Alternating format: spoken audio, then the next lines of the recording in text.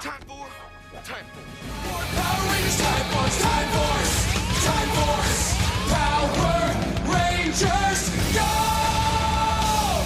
Hey Toku Faithful, Ranger Recap here at Rangerstop 3 2015. My guest at this time is True Blue, and he's Time Force, and he's also done several Indiegogo campaigns, and he's starring in a future show called Dystopia. My guest at this time, Michael Copon. Michael? And then nice. Oh, here we Oh, go. it's all right. I'm gonna shake with the left today. Yeah, well, I'm a southpaw. Yeah. And first up, how'd you get into acting, Michael?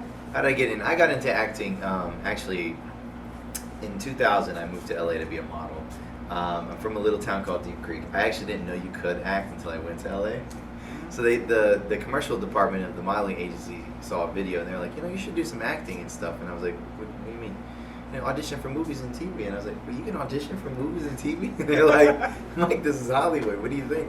And I go, oh, okay, well, okay, let me try it out. So my first audition actually was for Power Rangers. And I got on the TV show Power Rangers. That's Power Rangers Blue Time Force Ranger. And from there I learned all the, the things you should learn as a beginning actor, like hitting your mark, lighting, the whole thing. I didn't know anything. I didn't know what a camera or a lens or what a gaffer meant or a DP. I didn't know any of that stuff. But I learned on set. So that's how I got started. And I do have to say, I thought it was easy, but after that, it took 1,482 auditions where I heard the word no until I got on One Tree Hill. So it wasn't easy as people would think. I just got that quick luck on Power Rangers, and then it took 4.5 years till I got another major show. Well, you're a credit to acting, man. It's just luck. That's your luck. That's life, huh? Yeah. That is life. Next up, how was the recent reunion you had with the rest of the Time Force cast at that Comic-Con? Oh, the reunion was amazing. We all say this, and I'm sure if you guys know the Time Force Rangers, we have stuck together really close. Out of most seasons, they don't always keep in touch with each other, but us, we've all kept in touch really, really well, and we're a very strong cast. We're like a huge family. And it's mainly Jason, Aaron, and I have been really keeping up with these cons. So to have Kevin and Debbie come out as well, that was just an amazing experience. And of course having Dan and also Vernon as Rancic, we just all joked and laughed. I mean, what can you say? Like, if you guys know us, like, that we just kid around a lot. And I play a lot of music, so if you hear the big music beat thing, that's me. And then of course Jason's a big jokester, and Aaron's just Aaron's just a love. She's just, everyone loves Aaron. So we had a great time. It was like a big hug. He's crying. I miss you. It was awesome. Awesome time. Awesome time. And we got another one in Lexington. So make sure if you're in Lexington next year, we're having another Time Force reunion. It's going to be huge. I wish to God I could go to that. Yeah. But I blew all my money here. So next question. What can you tell us about the next project you're working on, Dystopia? Okay, Dystopia is great. Dystopia was an outcome of a movie I wrote called Worth the Price, where Simon, who's my partner in Dystopia as well, he plays the bad guy in Worth the Price. So I created that. It's kind of like Taken. And one night we were out having a couple drinks, just unwinding from the set of Worth the Price, which I directed and which is about to come out as well too next year. I didn't post any trailers on that yet because I've just been trying to keep as much as possible kind of like quiet until I can just pop it all out at once. Building the suspense. Yeah, building suspense for sure. And then, so Dystopia came out of that one night. We have a talk about our time travel show, End of the World Ideas, and out pops Mad World, which ended up becoming called Dystopia. And not even 4 months later, we're in production for Dystopia in my hometown, where my studio is, and we had an awesome assembled cast, and we finished 10 episodes in about 60 days. So, which is very aggressive and unheard of in most cases, and not just 10 episodes, 10 amazing looking, well acted, well lit, well great sounding episodes. So we're excited. We have a huge offer from Netflix interests there. We haven't closed any deals yet, so I don't want to put that on the table yet. But we have I can't say we have a strong Netflix offer. They want it to be an original Netflix series. We definitely want that. We also want a sci-fi option as too. So we want to take the sci-fi route first and see if we can do a sci-fi Netflix thing. So that's what's going on with Dystopia. We had a great cast. Al Saspienza from Sopranos. We had Michael Madsen. Jason Font actually is in our pilot episode. So he's that was kind of cool, like flying out my buddy, casting him in my TV show. That was like probably the coolest thing you could ever do. Is like you come from auditioning with each other to acting together to now hiring each other. So that's really cool. Yeah, and sci-fi shows are huge right now. Arrow, Huge. Flash. So, and from what I've seen, the production stills and the banners, it looks amazing, Michael. Thank and you. I'm hyped for it now. Thank you.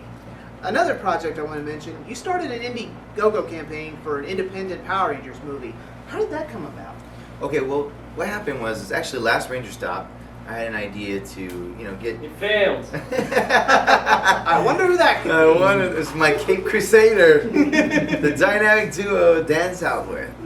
Well, the idea came about where I heard they're doing this Power Ranger movie, and of course, But success often comes from failure.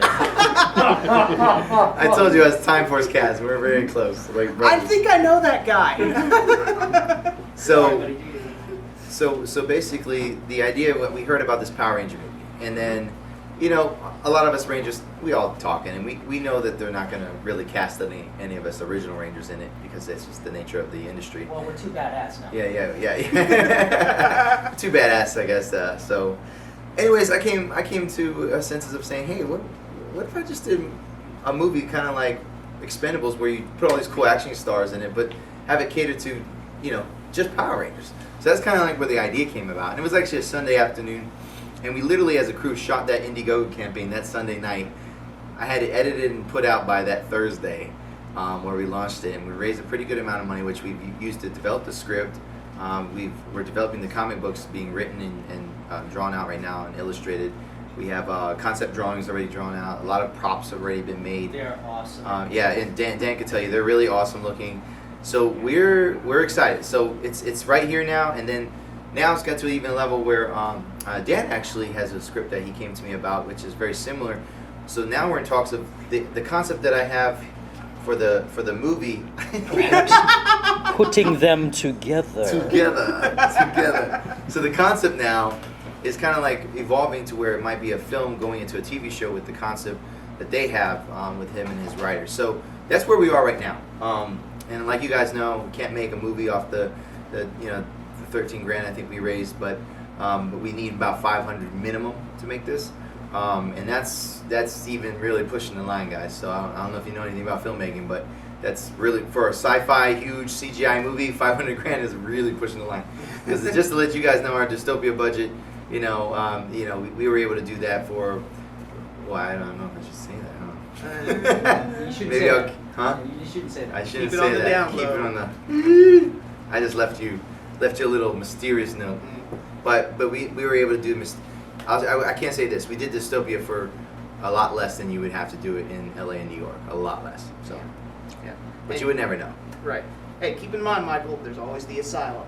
Yes. There's always the asylum. They always have money to burn.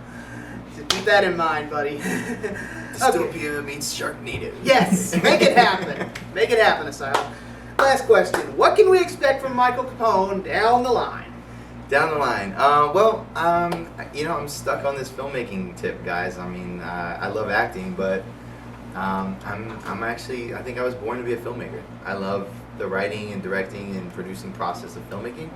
So I'm here now. I think down the line you might see me as like trying to fill up that next Scorsese mark and really just keep pounding away at making movies and bringing entertainment to you guys. Because unlike most people, I'm about what the consumer wants. I actually like to develop products that the consumer will love. There are certain director producers that do projects for themselves, and they take the risk on like saying, I don't care if anyone likes this, I like it. I've never been that way in anything I do. I like to feed the consumer because I enjoy watching other people get excited, and to see someone excited about a product that I've developed, that brings so much like happiness to me. So in the next 5-10 years, I'm going to be right in Norfolk, hopefully expanding to New York, and have my company still based out of Norfolk, producing, directing movies, and still acting in some of them too. Well, Michael, many great actors went on to be directors. Ron Howard, Kenneth Branagh. So you Yeah. might be next on the list, buddy. Yeah. Yeah. Well, Michael, I cannot thank you enough for sitting down talking with us. Thank And you. Dan, he left, but Yeah, Dan. thank you, Dan, for crashing the party. I love him though. He's great. He's Sorry, great. shit. You got a great Time Force family there, Michael. We do, That's we why do, we we love do. the show. We love the Time show. Force. Yeah, well, stay tuned for more interviews from Rangerstop 3. I'm Easy Rider, reminding you that the fan sub will never die. Later.